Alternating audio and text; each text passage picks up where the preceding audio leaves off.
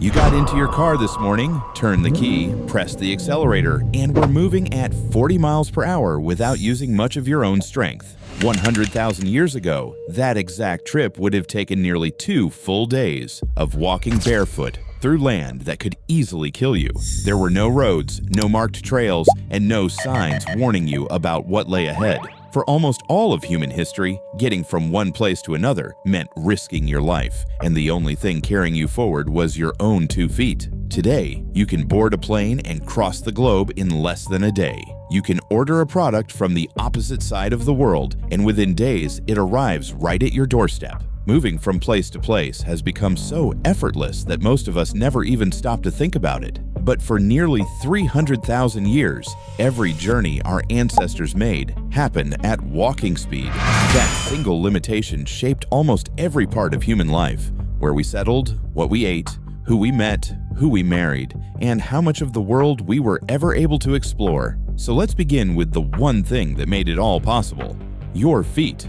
Humans are the greatest long-distance walkers on Earth, but we're nowhere near the fastest. A cheetah can sprint at around 70 miles per hour. A horse can comfortably maintain 30 miles per hour over long distances. Most humans can barely reach 15 miles per hour, and only for a few seconds before exhaustion sets in. But speed was never our advantage. You can walk 20 miles in a single day, sleep, wake up the next morning, and do it all over again. Then repeat that for days, even weeks. Very few animals on Earth can match that kind of endurance. Your feet contain arches that work like natural springs, absorbing impact and returning energy with every step. Your Achilles tendon stores and releases that energy, reducing the effort your muscles need to make. A strong ligament running along the back of your neck keeps your head remarkably stable while your body moves beneath it. On top of that, your body is covered with nearly 2 million sweat glands, allowing you to stay cool, while most large mammals on the African savanna quickly overheat and are forced to stop. You weren't designed to be the fastest creature on Earth. You were designed to keep going. In 1978, paleoanthropologist Mary Leakey discovered an extraordinary trail of footprints at Lutoli in Tanzania. Pressed into volcanic ash roughly 3.6 million years ago, the tracks showed 2 individuals walking upright side by side. They remain the oldest known evidence of bipedal walking ever discovered. And remarkably, those footprints look almost identical to the ones you would leave behind today. For millions of years, walking was the only transportation technology humanity possessed, and somehow it was enough to carry our species farther than any other animal has ever traveled. Around 70,000 years ago, humans began leaving Africa. It wasn't one massive migration or a single organized expedition. Instead, it happened gradually over thousands of years, with generation after generation pushing just a little farther into lands no human had ever seen before. They crossed into the Middle East. They spread throughout Asia. They reached Europe. They walked across Siberia, crossed a land bridge into Alaska, and continued south through the Americas. That's nearly 15,000 miles of exploration without even knowing their final destination existed. And here's the part people rarely talk about: these journeys weren't random. Archaeologists have uncovered obsidian tools hundreds of miles away from the nearest volcanic source. They've found seashells far inland and amber that was traded across enormous mountain ranges. Those discoveries tell us these people were intentionally traveling vast distances, not simply wandering, but searching for valuable resources, trading with distant communities and visiting places they already knew about because someone else had shared the knowledge. This wasn't aimless wandering. It was the earliest form of long-distance networking, entirely on foot. Walking was incredibly effective until nature placed something directly in your path. You could make your way across deserts. You could climb mountain passes, but rivers were a completely different challenge. A river could bring an entire journey to a halt, and rivers were everywhere. They cut across migration routes, divided hunting grounds, and interrupted trade paths. For hundreds of thousands of years, a wide body of water was essentially an impassable barrier. You either found a shallow place to cross, or you turned back. Then humanity figured out something no other land animal has ever intentionally mastered: crossing water. In 2003, archaeologists excavating the Indonesian island of Flores uncovered stone tools dating back nearly 800,000 years. At first, that might not sound unusual, but there's one major problem: Flores has never been connected to the Asian mainland. Even during the ice ages, when sea levels dropped dramatically, there was still at least 12 miles of open ocean separating the island from the nearest landmass. That means one thing: someone made the journey. We still don't know what they used. Wood eventually rots. Bamboo decomposes. Any raft or floating platform they built disappeared hundreds of thousands of years ago, but the tools remained, and those tools prove the crossing happened. The earliest boats probably weren't even boats as we'd recognize them today. Maybe they were fallen logs, maybe bundles of reeds tied together. They weren't carefully engineered inventions. They were discoveries. At some point, someone climbed onto a floating log to cross a stream and survived. That simple moment changed everything. From there, people began improving the idea on purpose. Then came one of the boldest journeys in human history. Around 65,000 years ago, humans crossed from Southeast Asia into Australia. That wasn't a short hop across a narrow river. It required traveling at least 60 miles across open ocean. You can't see Australia from the islands to the north. You can't accidentally drift there. Someone had to deliberately build something that floated, point it toward an empty horizon, and paddle into water where they couldn't even see the destination. Just stop and think about that. Imagine leaving solid ground forever, with absolutely no proof that another land even existed beyond the horizon. That level of courage is almost impossible to comprehend. The oldest boat we've ever recovered is the Pesse canoe from the Netherlands, carved roughly 10,000 years ago from a single tree trunk. But boats are far older than that. We know they must be. People had already settled islands that simply couldn't be reached on foot tens of thousands of years before that canoe was ever carved. The evidence survived. The boats didn't. Then came one of humanity's greatest feats of navigation, the Polynesians. Beginning around 3,000 years ago, Polynesian navigators spread across the Pacific Ocean, the largest body of water on Earth. They built enormous double-hulled canoes capable of carrying food, fresh water, tools, animals, and entire families. Then they sailed thousands of miles without a compass, without maps, without GPS. Instead, they mastered something even more remarkable: observation. They navigated by reading the stars. They watched the direction of ocean swells. They studied the flight paths of birds. They noticed the color and shape of clouds gathering above distant islands. Every tiny detail became a clue.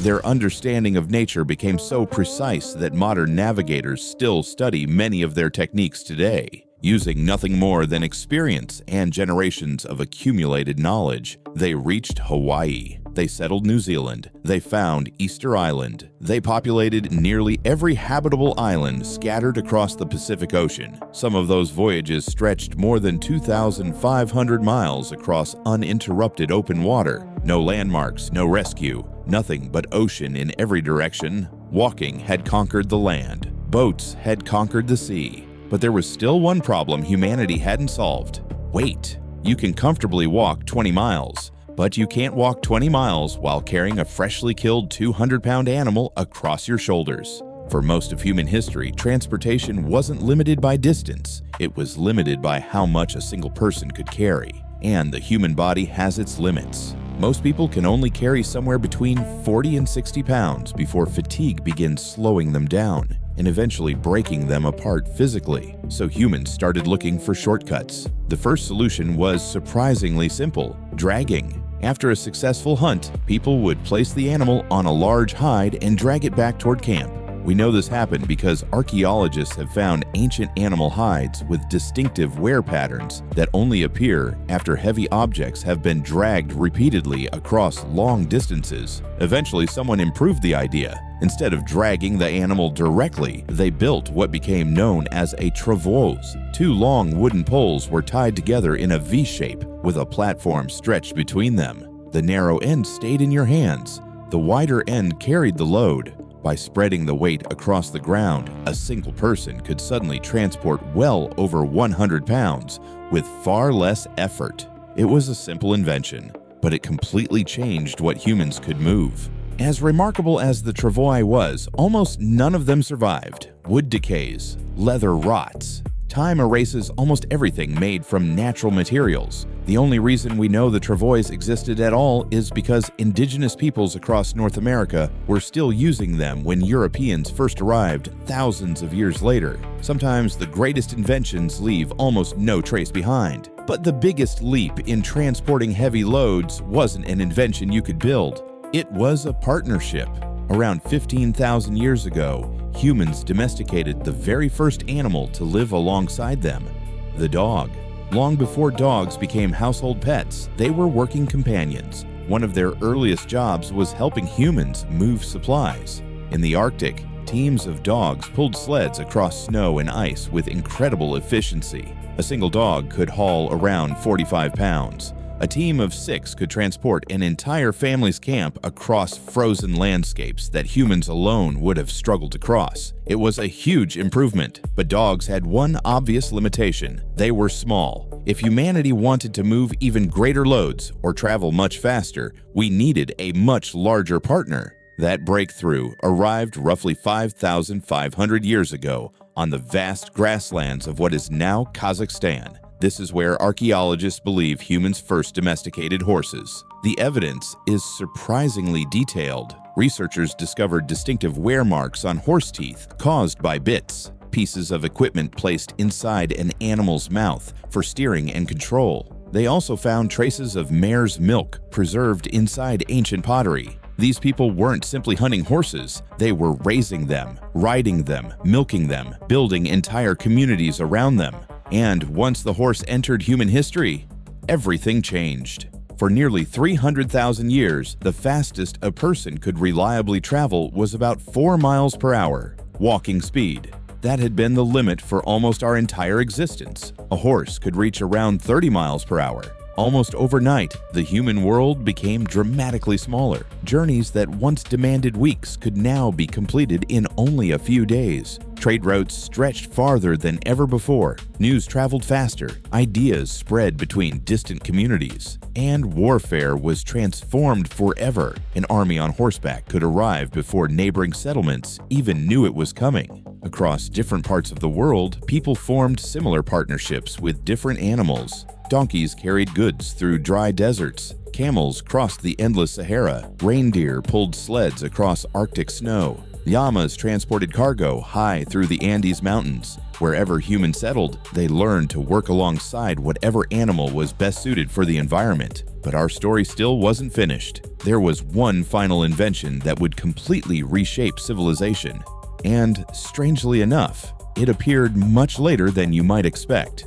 Here's something that seems almost impossible until you stop and think about it. Humans sailed across oceans long before anyone invented the wheel. The oldest known wheel ever discovered comes from the Ljubljana marshes in present-day Slovenia and dates to roughly 5,200 years ago. That's surprisingly recent. Boats had already existed for thousands of years. Humans had reached Australia roughly 65,000 years earlier. Horses had already been domesticated. The wheel wasn't the beginning of transportation. It was actually one of its latest major breakthroughs. Even more surprising, the first wheels weren't designed to move people at all. They were potter's wheels, simple spinning discs used to shape wet clay into bowls, jars, and storage containers. Then one day, someone looked at that spinning circle from a completely different angle. What if, instead of spinning underneath your hands, it rolled underneath a load? That single idea changed history. The earliest wheels were incredibly crude, solid wooden discs, heavy, difficult to build, easy to crack, almost useless on rough ground. They frequently became stuck in mud or bounced violently over uneven terrain. In many situations, riding a horse without a cart was actually faster than using wheels. But innovation never stopped. Around 2000 BC, people developed the spoked wheel. By removing unnecessary weight while maintaining strength, wheels suddenly became lighter, faster, and far more practical. Now came chariots. Speed and carrying power combined into one machine. Not long afterward came something equally important: roads. The earliest known paved roads appeared in ancient Mesopotamia around 4000 BC, connecting growing cities and making wheeled travel far more reliable than ever before. Now imagine combining all three breakthroughs: the wheel, the horse, the road, Together, they created the first true transportation networks in human history. Trade exploded across continents. Empires expanded farther than ever before. Governments could move food, supplies, workers, merchants, and entire armies hundreds of miles with an efficiency that earlier civilizations could never have imagined. Those three inventions working together became the foundation for nearly every great civilization you've ever studied. So when you step back and look at the bigger picture, an incredible pattern begins to emerge. For nearly 300,000 years, humans had nothing but their own legs. And somehow, they walked across an entire planet. When they reached rivers and oceans, they learned how to float. When carrying heavy loads became impossible, they learned how to drag them. Then they built simple frames to make hauling easier. Eventually, they partnered with animals. They domesticated dogs. Then they mastered the horse. And almost overnight, the world became dramatically smaller. Then came the wheel. And once again, the world shrank. Every one of those breakthroughs took thousands of years to develop. None of them appeared overnight. Each new invention was built on top of the discoveries that came before it, solving problems that earlier generations would have believed were impossible. Now compare that to your own life. You climb into a metal box traveling 70 miles per hour down a perfectly paved highway and call it your morning commute. You fly 3,000 miles across an ocean in just 6 hours. And complain because the in-flight Wi-Fi is slow. You pull a phone from your pocket, tap a button, and a car arrives at your exact location within minutes. Yet somehow waiting 5 minutes feels inconvenient. It's easy to forget just how extraordinary all of this really is. Your ancestors walked barefoot for thousands of miles across continents they couldn't name, toward places they had never seen, following nothing but instinct, memory, and stories passed from one generation to the next. They didn't travel because it was exciting. They traveled because survival demanded it. Standing still often meant starvation. It meant isolation. Sometimes it meant death. Generation after generation kept moving forward, one step at a time. Every road you drive on, every bridge you cross, every railway stretching across a continent, every airport, every shipping lane, every bicycle, every motorcycle, every car, every train, every airplane, every spacecraft exists because someone, hundreds of thousands of years ago, chose to solve a single problem. How do we get there? Transportation wasn't invented all at once. It evolved through countless small discoveries. One person found a safer path. Another crossed a river. Someone carved out a log. Someone tied together two poles. Someone trusted an animal. Someone rolled a wooden disc across the ground. None of them knew they were changing history. They were simply solving the challenge directly in front of them. But those small solutions accumulated over thousands of generations until they became the modern world. Today, distance is no longer the obstacle it once was. We've solved that problem so completely that most of us rarely stop to appreciate it. What once required months now takes hours. What once demanded incredible courage has become routine. What was once the greatest challenge facing humanity is now something we barely notice. And maybe that's the most remarkable part of this entire story. The greatest technologies often become invisible. They're so deeply woven into everyday life that we forget they were ever inventions at all. Every highway beneath your tires, every aircraft soaring overhead, every cargo ship crossing an ocean, every delivery arriving at your front door represents another chapter in a story that began long before cities, kingdoms, or civilization itself. It began around 300,000 years ago, when one human looked toward the horizon, took a single step, then another. Without knowing where the journey would end, they went anyway. And perhaps that's the defining characteristic of our entire species. Not that we're the fastest, not that we're the strongest, but that we've always been willing to keep moving forward, even when we couldn't yet see what waited on the other side.